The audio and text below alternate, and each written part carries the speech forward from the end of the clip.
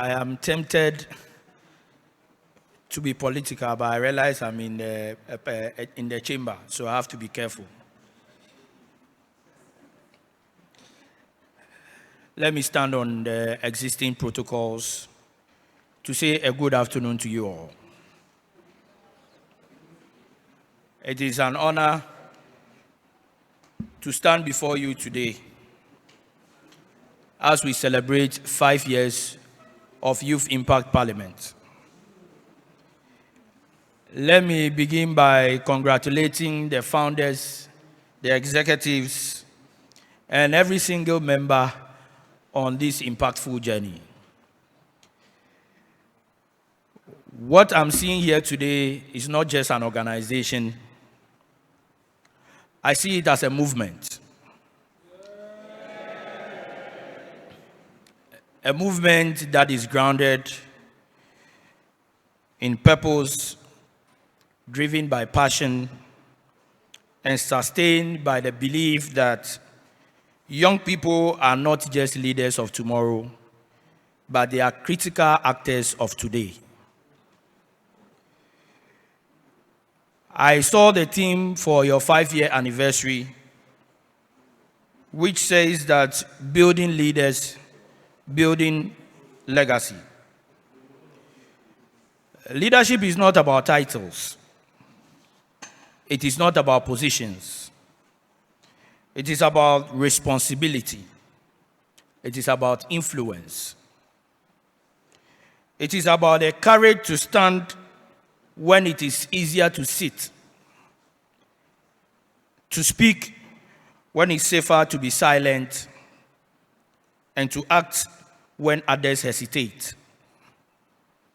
And when we talk about legacy, it is what remains when the noise fades.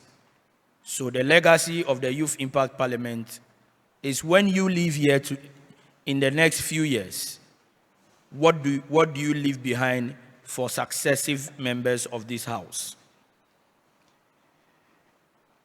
So the real question we should be asking ourselves, and let me just say that when I walked in as a young leader, in fact, I'm proud and excited to see such an initiative within our region.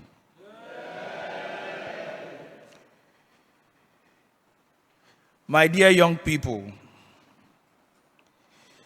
the world we are inheriting is complex.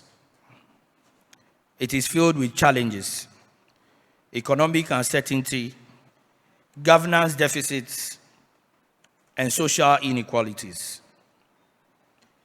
But within this challenge, we have immense opportunities. Opportunities for innovation, opportunities for reform, and opportunities for leadership.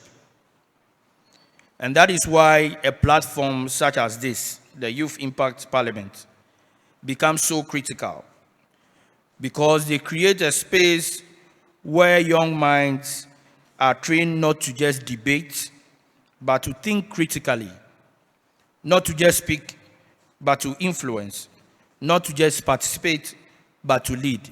And today, by virtue of the fact that you are able to bring the regional minister here, it's a testament of the fact that the Youth Impact Parliament is making an impact and influencing people. Now, as we journey on this path of leadership, we need to know that we need to build pillars. The first pillar I will propose to you is integrity. Because without integrity, leadership becomes manipulation. But with integrity, leadership becomes trust. The second will be your competence.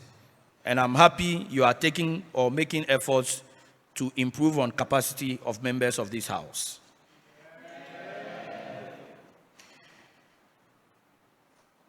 The third one is service. True leadership is service to others. It is about lifting people up, not climbing over them.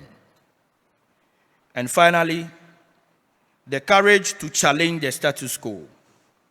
The courage to make difficult decisions and the courage to stand for what is right, even when it is unpopular.